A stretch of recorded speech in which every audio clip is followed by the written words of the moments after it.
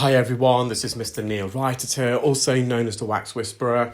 Thank you for joining me in my latest video. This is of a patient who attended with bilateral, so when we say bilateral in reference to ears, we mean both ears, large plugs of dead skin. So this is actually not earwax, it's dead skin, keratin.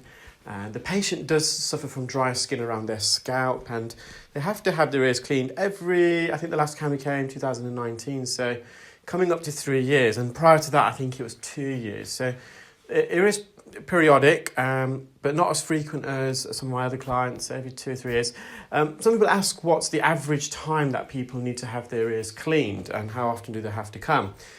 So we all get earwax, everyone gets earwax, but for the majority of us, I would say between 90 to 95% of the population, at least in the UK, this data is more UK data, so it may vary culturally around the world.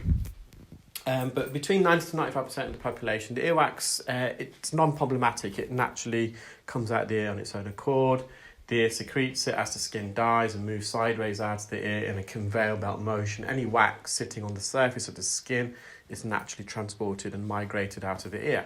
However, for the remaining 5 to 10%, the earwax and dead skin doesn't migrate.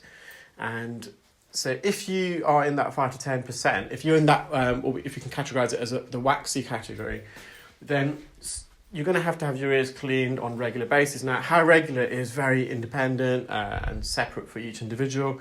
I have some patients that I have to clean their ears almost every 6 weeks, so it's really, really frequent.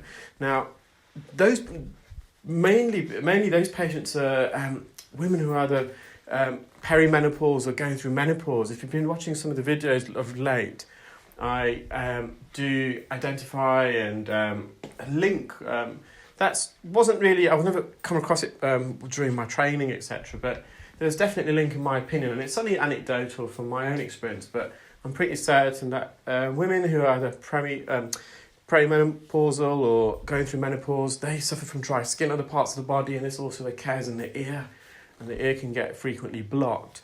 So 6 weeks is probably the most frequent period in between earwax removal appointments I have for certain clients. And then the average, I would say an average is probably between 12 and 18 months if you're in that waxy category. But I get other patients, like this patient, every 2 or 3 years. I've been doing earwax removal since 2015, so it's coming up to 7 years, and there's probably have been people that I initially saw back in 2015 who are coming back just now. So it is very, as I said, individual for each patient, how frequently they need to return. And I said some people go through phases now. It was quite strange in probably February time.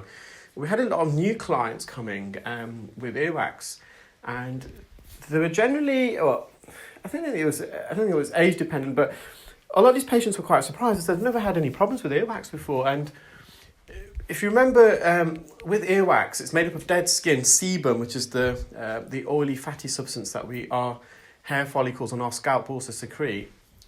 It's made up of that, but also for some people, earwax also contains the sweaty oil secreted by the ceruminous glands, and these glands are the same sweaty glands found under our armpits. And these patients, all of them attended with kind of wet, soft wax. So if you've got this ceruminous gland, and that's also combining into the sebum and dry skin, you have wet wax. That's the characteristic. You have the ceruminous gland, the oily sweat to make wet wax. All of these patients all had wet wax. And then I asked them, just out of interest, I said, so we're trying to identify potential reasons why suddenly they're getting wax out of the blue. And I just asked them, are you exercising more recently? Has your diet changed, for example, as well? And all of them said, since the new year, as a New Year's resolution, I said I'll go to the gym more. And all of these said we're going significantly more. Some have never been to the gym before, but they're now going. But they all reported a significant uptake in how much exercise you do. And obviously, the more you exercise, the more you're going to sweat if you've got that gland. And it was just too much of a trend not to be true, I don't think. So people do go through phases, whether it's lifestyle or diet or stress increases or hormone cortisol, which is also found in the ear.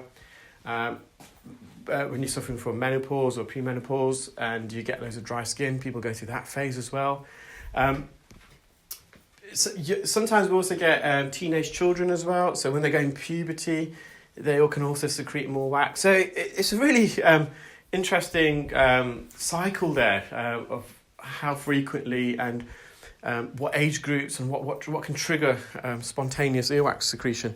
Well, I hope you enjoyed that video, guys. I know I didn't talk much through that, but it was pretty straightforward, just suctioning out some dry skin there. I hope you're all keeping well and safe. And remember, be nice, be kind. Take care, bye.